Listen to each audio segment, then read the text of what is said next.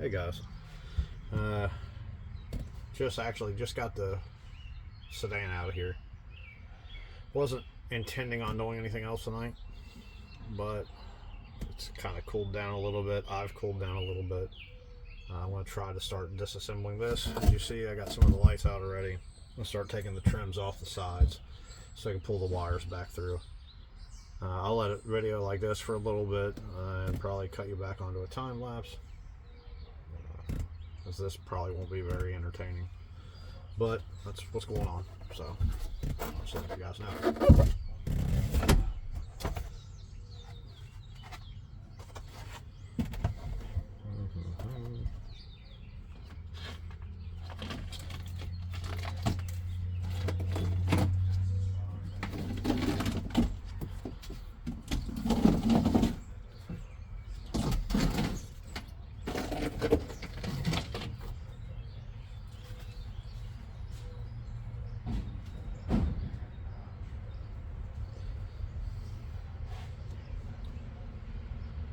It is a mess.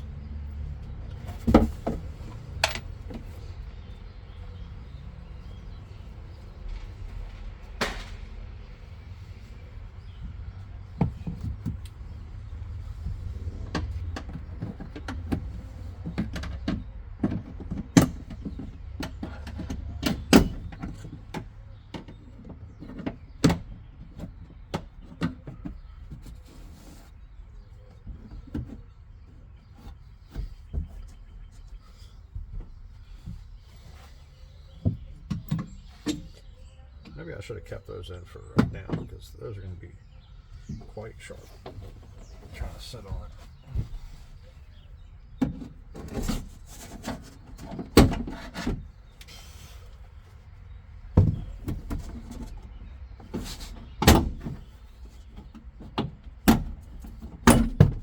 There also is really no value in this stuff for me, because this is not going back in. Carpet, consoles, I think the whole dash is staying in. I might use some of the door assembly pieces, but the bulk of this plastic's either going to the junk, or I've listed a bunch of stuff for sale for parts.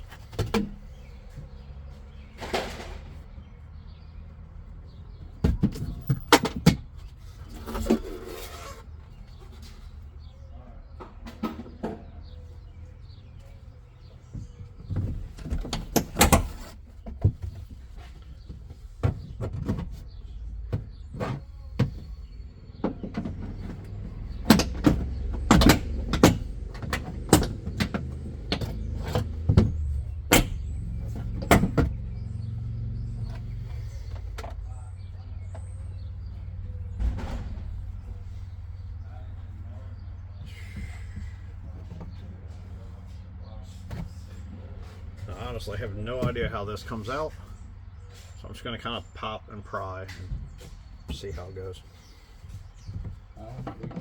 You heading out? Got a hot day? Yeah, how do you know? I heard rumors.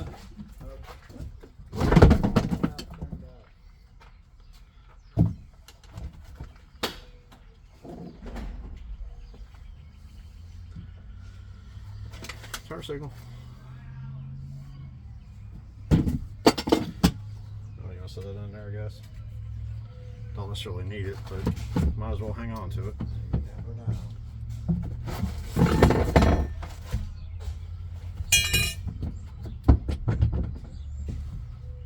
How the hell do you come out?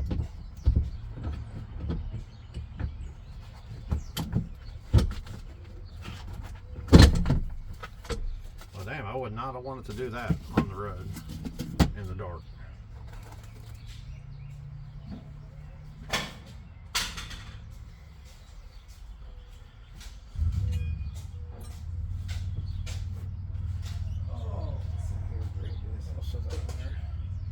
We'll hang on to it. It's a good big metal piece. Thick at least.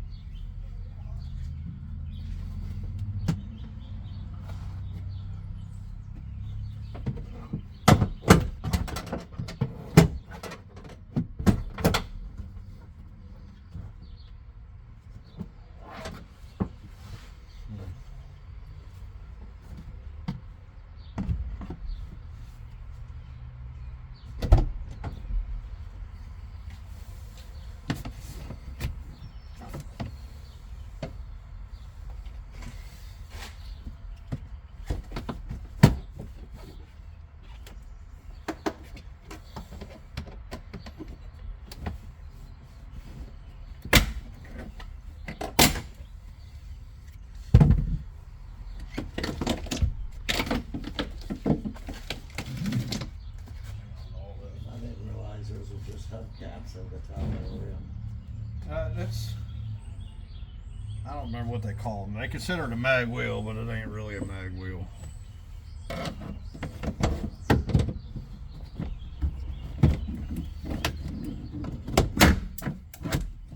that broke.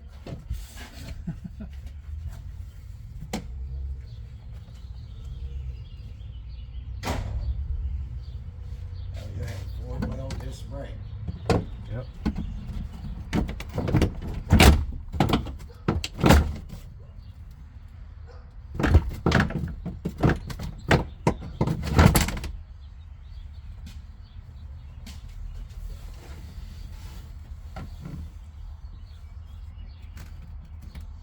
All right, seatbelt's in the way from getting it out. Makes sense.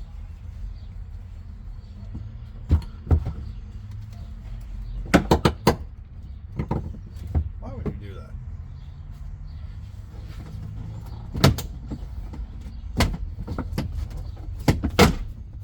Come on.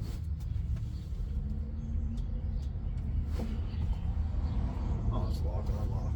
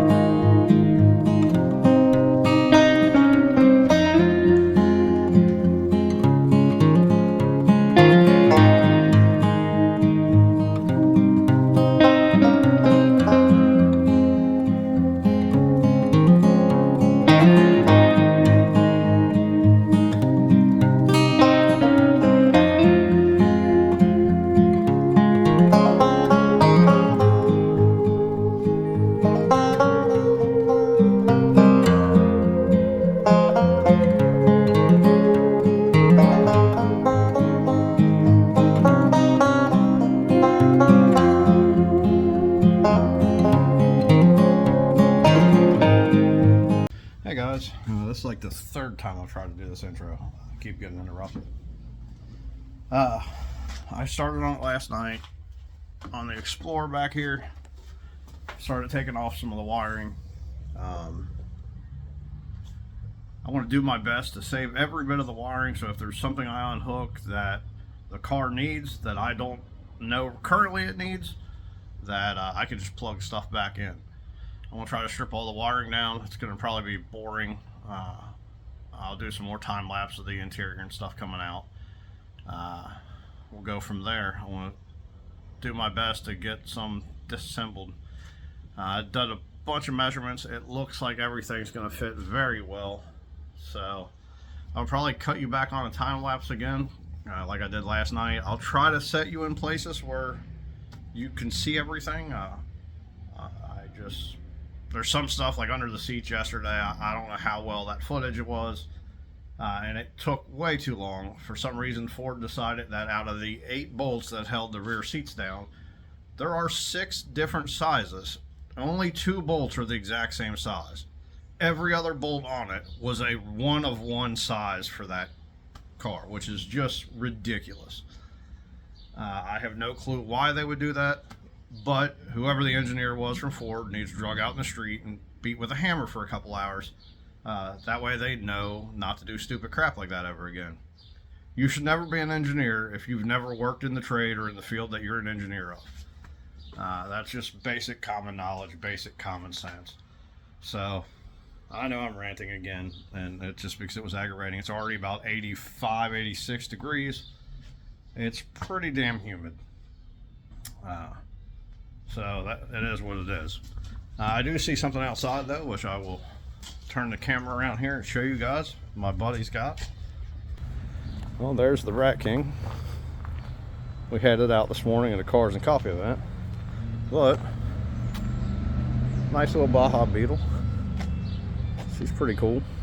You just picked her up. She's not perfect, but she actually ran on the Baja 500. So that's pretty neat. Neat little car. There's a little more of the Beetle. So she's running really good, knock on wood.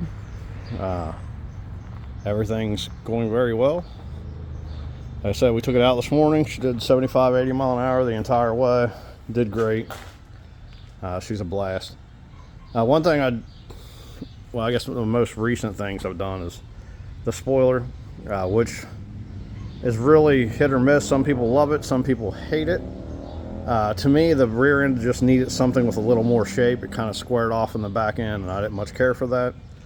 And these taillights are actually front turn signals for I believe this one's a 55 and this is a 58 MG. Not an MG midget, but an MG branded car. We gutted them, put modern hardware, and then painted all the lenses with clear and red. They work really good. They're not reflective, but I haven't had any issues, especially with the giant stoplight up top. There's a little better look at the motor. I don't know how much of that I got earlier. It's 2286cc, dual Webers. She's got a really rough looking oil cooler for the moment because it was a used one, a breather kit. But she's a blast, man. She really is fun. So back to this thing. As you see, I started tearing out the interior panels. I had to cut the seat belts out in the rear. Again, they take some monstrous torque tip. I have Torx. I dug through my Torx. I do not have one remotely that big.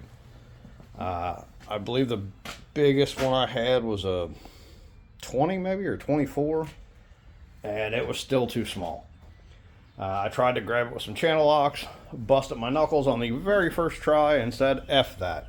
I'm not going to keep the rear seat belts. It's not going to, that part of the body's not going to be there, so it does not help me to have them. So I just cut them off. You know, friendly grinder. That's the seats and the interior that's already been pulled out. There's my motor. This is the only hillbilly fix on the entire car that I found. The connector is actually broke. It's got a newer alternator, and my father-in-law broke the connector. And he had never had time, wasn't really driving it, so he did not fix that connector. He just wedged a pencil in. And I mean, that's very unusual for him, but because he has 4 other cars and there was just no need to fix it. I will fix that. Hey, Baja starting. But I will fix that. I'm going to go to a junkyard, cut a pigtail out, solder it in. That's not a huge issue. Even if I left it as it sits, it works. Now, I will not leave it that way because I think that looks stupid. But we got somebody back there parked that was jamming. So, that being said, you know, I'll cut it off here. I will go ahead and set you up in a time lapse and go from there.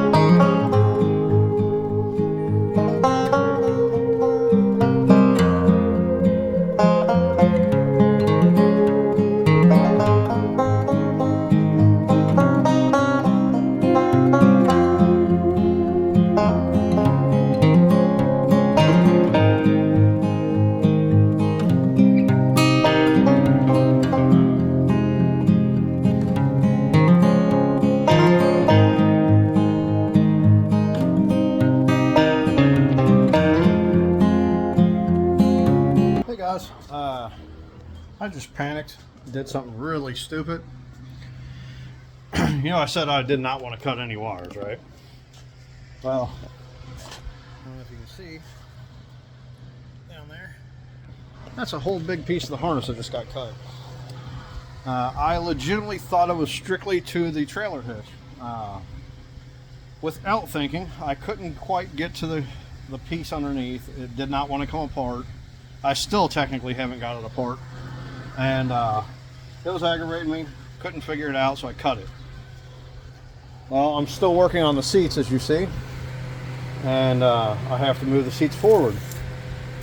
To do that, it had to have power. The battery's pretty low because I screwed up and left the lights on in the interior because the hatch was open all night, and I did not even consider the fact that the dome lights were on. I didn't notice because the lights in the shop here are too bright. Well, I go to fire the car up and nothing. Cranks won't start, cranks won't start. I'm looking and looking. I've honestly never really worked on a whole lot of trucks, and most of the time, you know, right up in that region underneath the seat is where your fuel pump sits. Never even considered it would come all the way to the back of the car and then go all the way back down to the middle of the car, because the fuel tank is actually basically right underneath those floor mats. You know, it's below the car, it's sitting on the frame, but it is there. Why they would run it all the way back to the passenger side corner and go out with the taillights is beyond me, but that's where it's at. Thankfully, I did some quick troubleshooting, stripped a bunch of stuff, tied it all together, still didn't get nothing. Whatever this box is here, that thing, here, let me switch the camera around. Whatever this little module is, which again makes no sense to me, it has to be grounded. This ground apparently grounds the entire fuel system, so it has to be done. So once again, if you're going to do something like this, listen to my first advice. Don't cut anything. This isn't a huge deal. I figured out which wires they are. There's only 3 wires there that need saved. But it gave me a little bit of a heart attack. It made me panic a little bit.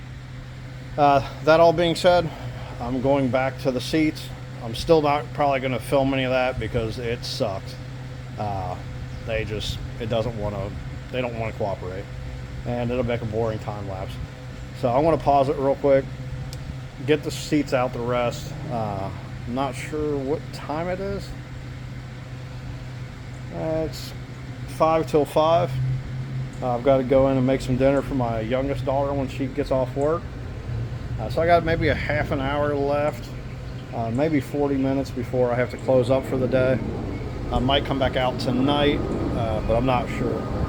So if I don't come back out tonight, this video I'll try to go ahead and upload it, because the shorter videos are, to me, a lot easier to do, even though they're probably less quality. It's more time lapse, more dumb crap, more of me rambling, but that's where we are. So I've got the entire passenger harness stripped all the way back to the doors, the entire driver's side harness all the way back to the doors.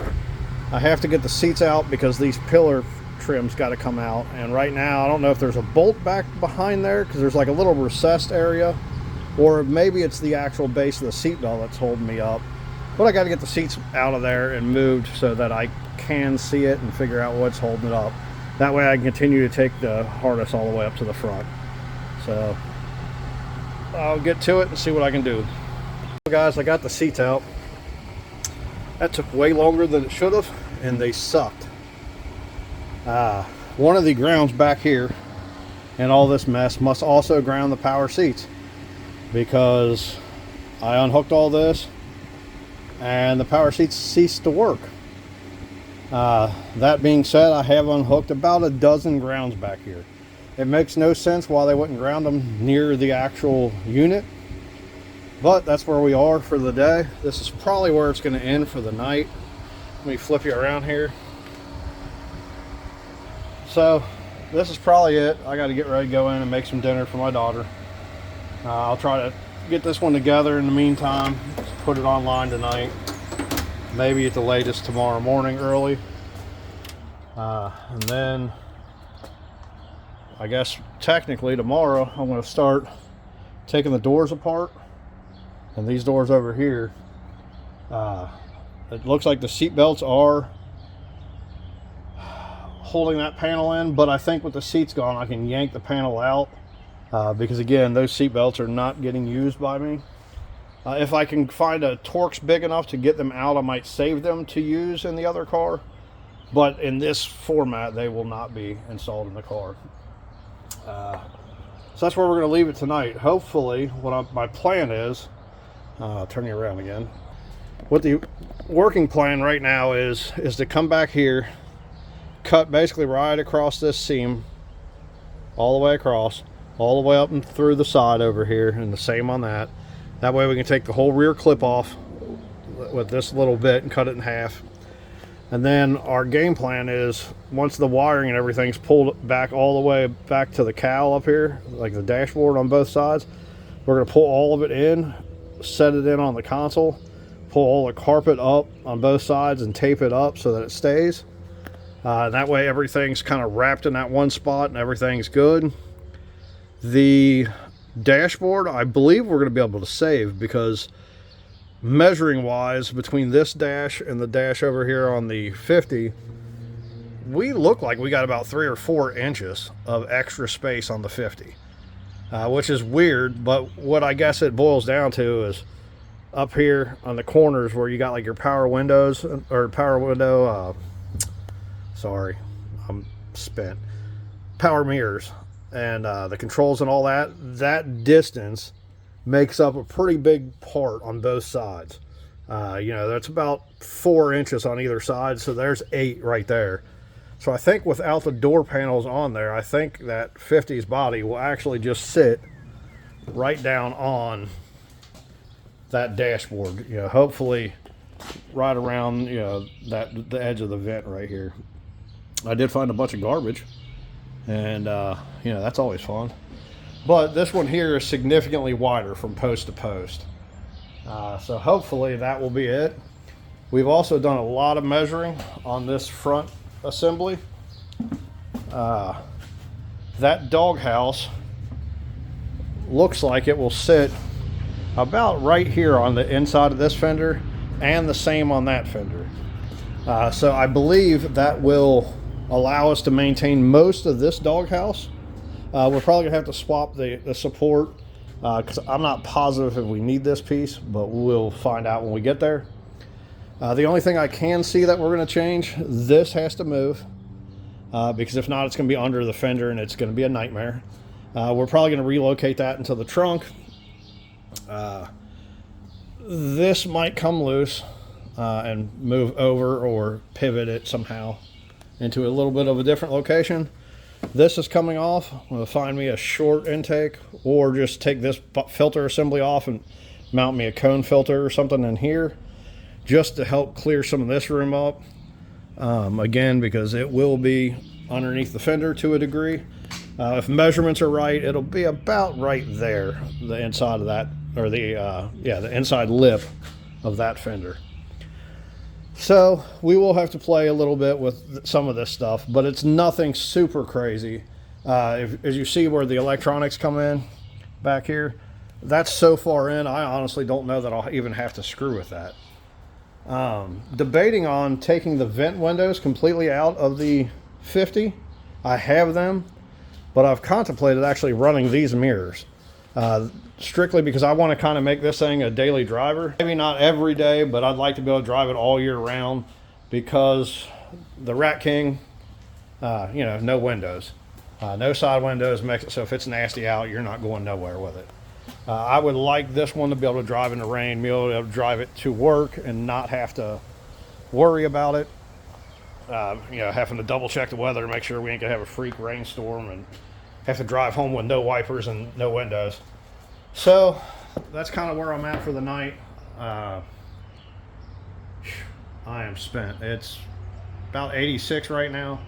It's almost 6 o'clock, and those seats were a bear. Every bolt on it was one of those bolts that you have to have a wrench all the way to the last possible thread, and because they would not slide forward because I have the grounds unhooked somewhere, I had to like push up on the seat to get the wrench in on the short side, and like you'd get like a quarter of a turn. I'm glad I didn't time lapse it, because it would have just basically, you would have seen my back. There was no way you would have ever been able to see what I was doing. It's you know, it wasn't very fun. So that's it, guys. I will see you on the next one. We're gonna be taking off this, taking off some of the doors, and continuing to demo out the wiring. So that being said, I'll catch you guys later. Have a good one.